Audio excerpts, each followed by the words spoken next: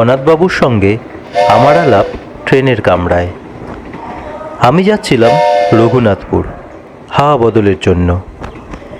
কলকাতায় খবরের কাগজের আপিসে চাকরি করি। গত কয়েক মাস ধরে কাজের চাপে দমবন্ধ হওয়ার উপক্রম হয়েছিল। তাছাড়া আমার লেখার শখ, দু একটা গল্পের প্লটও মাথায় ঘোরাঘুরি করছিল।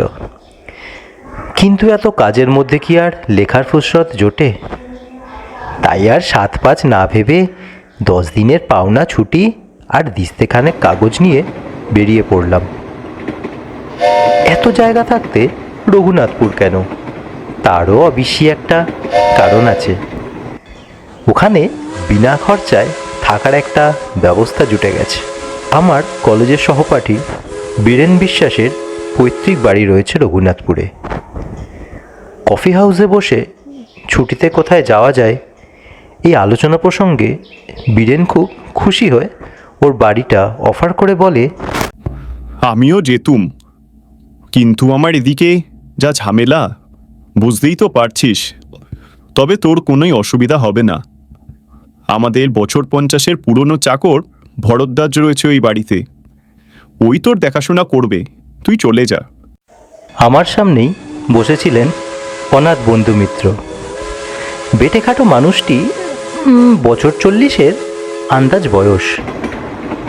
মাথা ভর্তি কালো চুল, চোখের চাহনি তীক্ষ্ণ, আর ঠোঁটের কোণে এমন একটা ভাব যেন মনের আনাচে কানাচে সদাই কোনো মজার চিন্তা ঘোরাফেরা করছে।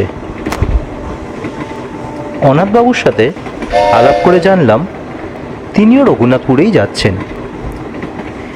কারণ জিজ্ঞাসা করাতে কেমন একটা অন্যমনস্ক হয়ে পড়লেন। কিংবা এও হতে পারে যে ট্রেনের শব্দের জন্য তিনি হয়তো আমার প্রশ্নই শুনতে পাননি।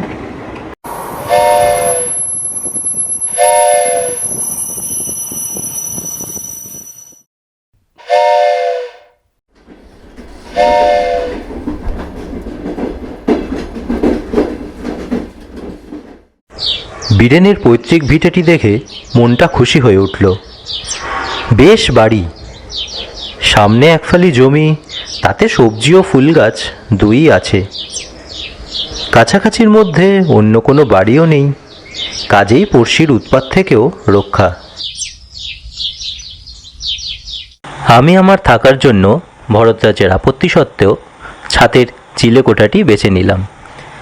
আলো, বাতাস এবং নির্জনতা তিনটেই অপর্যাপ্ত পাওয়া যাবে ওখানে। ঘর দখল করে জিনিসপত্র গোছানোর সময় দেখি আমার দাড়ি কামানোর খুঁটটা আনতে ভুলে গিয়েছি। ভরদ্বাজ শুনে বলল, তাতে আর কি হয়েছে খোকা বাবু, এই তো কুন্ডু বাবুর দোকান, 5 মিনিটের পথ। সেখানে গেলেই পাবে খন বিলেড। বিকেল 4টে নাগাদ চাটা খেয়ে কুন্ডুবাবুর দোকানের উদ্দেশ্যে বেরিয়ে পড়লাম। গিয়ে দেখি সেটি একটি ভালো আড্ডার জায়গা। দোকানের সামনে দুটি বেঞ্চিতে বসে কিছু প্রৌঢ় ভদ্রলোক রীতিমতো গল্প জমিয়েছেন। তাদের মধ্যে একজন বেশ উত্তেজিতভাবে বলছেন, আরে বাপু, এ তো আর শোনা কথা নয়, এ আমার নিজের চোখে দেখা।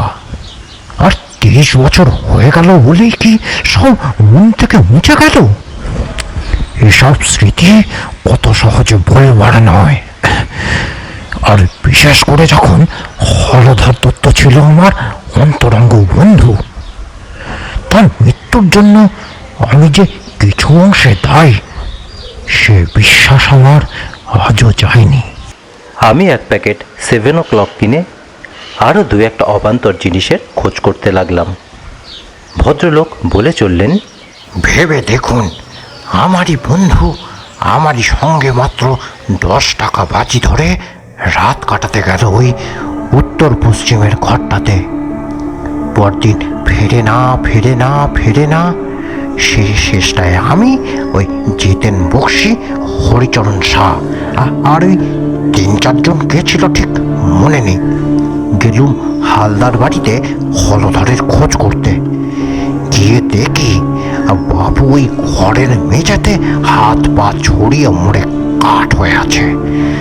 তার চোখ চাওয়া, দৃষ্টি কড়িকাঠের দিকে। আর সেই দৃষ্টিতে ভয় যে নমুনা দেখলুম, তাতে ভূত ছাড়া আর কি ভাববো বলুন? গায়ে কোনো ক্ষত চিহ্ন নেই, বাঘের আচর নেই, সাপের ছোবল নেই, কিচ্ছু নেই। আপনারাই বলুন এখন কি বলবেন।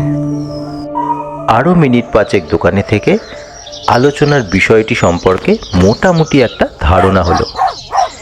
ব্যাপারটা এই, রঘুনাথপুরের দক্ষিণ প্রান্তে হালদার বাড়ি বলে একটি 200 বছরের পুরনো ভগ্নপ্রায় জমিদারি প্রাসাদ আছে।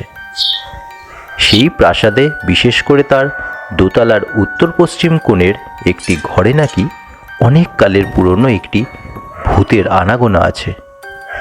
অবশ্য সেই 30 বছর আগে ভবতোষ মজুমদারের বন্ধু হলধর দত্তের মৃত্যুর পর আজ অবধি নাকি কেউ সেই বাড়িতে রাত কাটায়নি।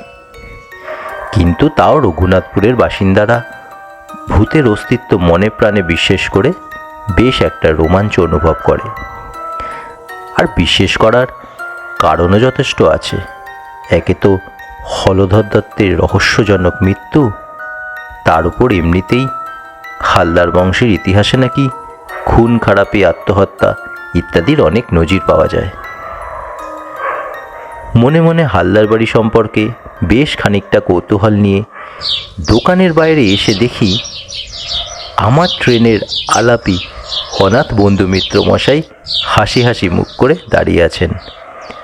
আমায় দেখে বললেন, শুনছিলেন ওদের কথাবার্তা? তা কিছুটা শুনেছি। বিশ্বাস হয়? কি ভূত? হ্যাঁ। ব্যাপার কি জানেন, ভূতের বাড়ির কথা তো অনেকই শুনলাম, কিন্তু সেসব বাড়িতে থেকে নিজের চোখে ভূত দেখেছে এমন লোক তো কই আজ অবধি একটিও মিট করলাম না। তাই ঠিক।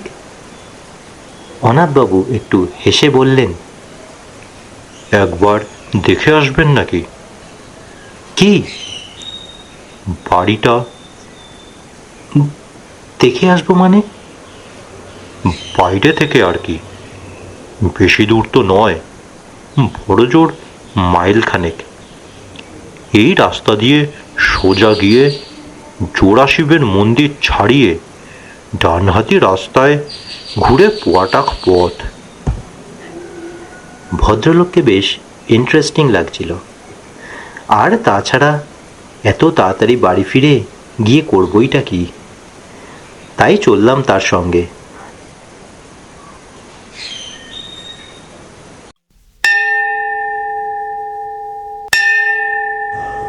অবশেষে পৌঁছালাম হালদারদের বাড়ির কাছে। বিরাট ফটক, মাথার উপর ভগ্নপ্রায় নহবতখানা। কারুকার্যের কোনো বাহার নেই কোনো জায়গায়। বিকেলের পড়ন্ত রোদ এসে পড়েছে তার শ্যাওলাবৃত দেওয়ালে। মিনিট খানেক চেয়ে থাকার পর অনাথবাবু বললেন, আমি যতদূর জানি রোদ থাকতে ভূত বেরোয় না।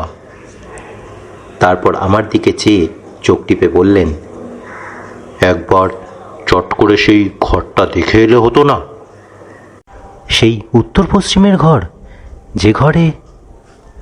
হ্যাঁ, যে ঘরে হলধর দত্তের মৃত্যু হয়েছিল।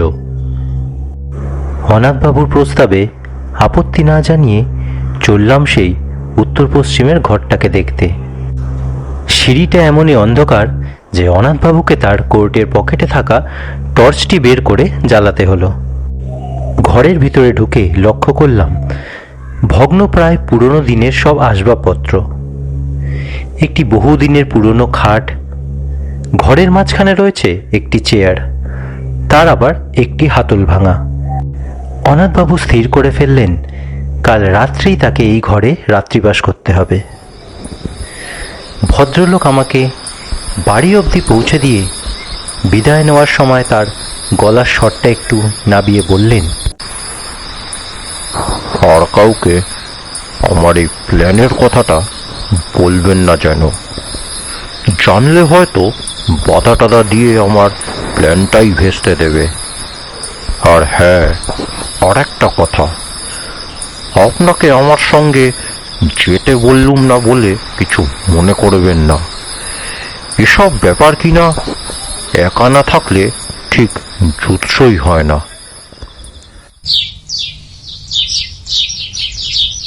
পরদিন দুপুরে কাগজ কলম নিয়ে বসলেও লেখা খুব বেশি দূর এগোলো না।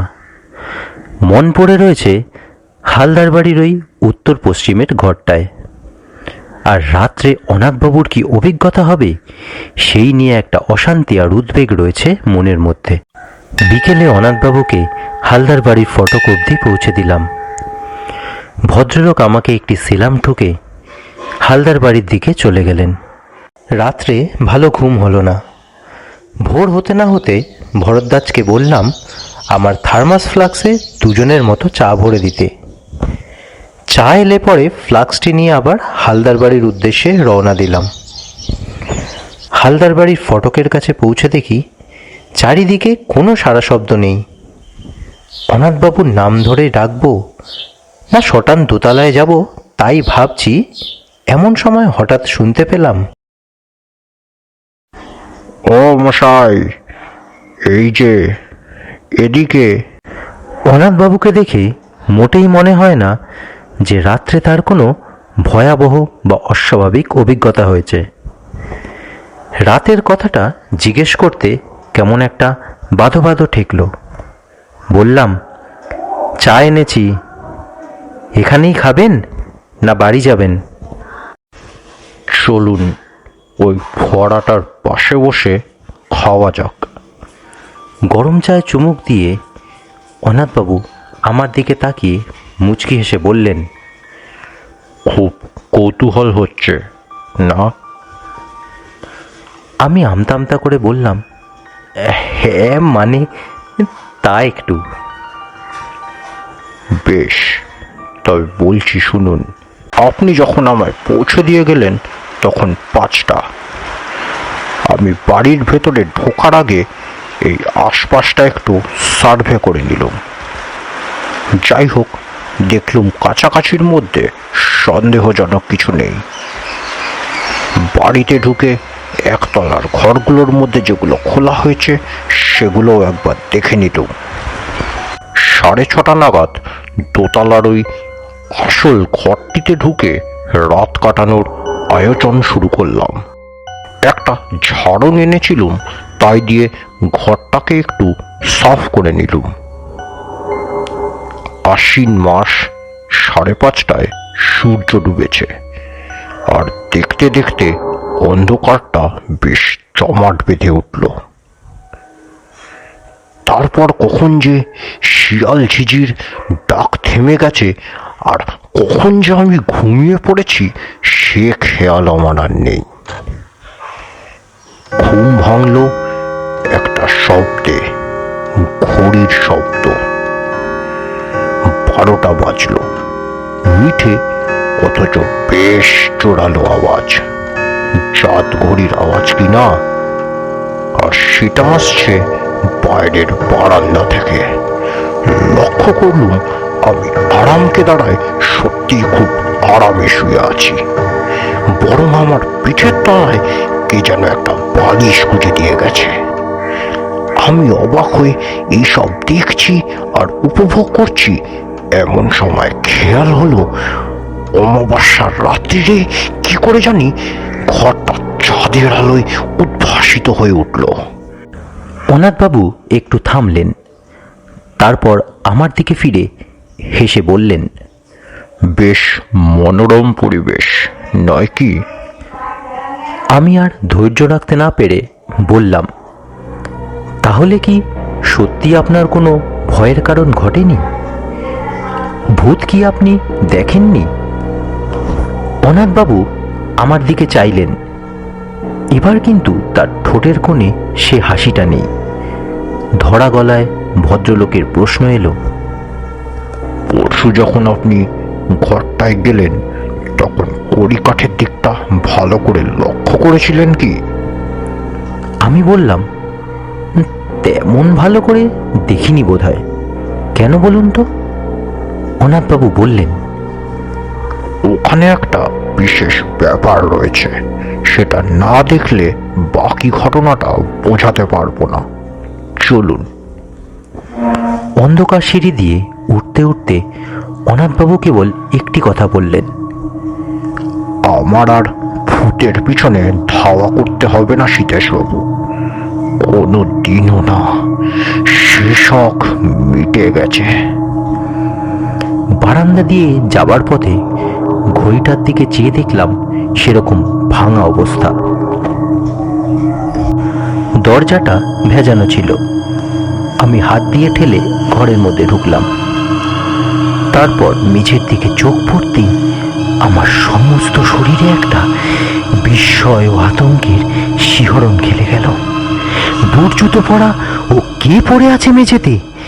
আর বারান্দার দিক থেকে কার অট্টহাসি হালদার বাড়ির আনাচে কানাচে প্রতিধ্বনিত হয়ে আমার রক্ত জল করে আমায় জ্ঞান বুদ্ধি চিন্তা সব লোপ পাইয়ে দিচ্ছে। তাহলে কি? আর কিছু মনে নেই আমার। যখন জ্ঞান হলো, দেখি ভরদ্বাজ আমার খাটের পায়ের দিকে বসে হাত পাকা দিয়ে বাতাস করছে। পাশে দাঁড়িয়ে ভবতোষ মজুমদার। তিনি বললেন, ভাগ্যে সিধুচরণ আপনাকে দেখেছিল ওই বাড়িতে ঢুকতে, নইলে কি যে দশা হতো আপনার জানি না। ওইখানে গেছিলেন কোন আক্কেলে? আমি বললাম, অনাথবাবু যে রাত্রে। ভবতোষবাবু বাধা দিয়ে বললেন, আর অমরনাথবাবু, কাল যে অতগুলো কথা বললুম সেসব বোধহয় কিছুই বিশ্বাস করেননি ওই ভদ্রলোক। ভাগ্যেস আপনিও তার সঙ্গে সঙ্গে রাত কাটাতে যাননি ওই বাড়িতে। দেখলেন তো ওর অবস্থা। হলধরের যা হয়েছিল এরও ঠিক তাই, মরে একেবারে কাঠ। আমি মনে মনে বললাম, না, মোড়ে কাঠ নয়।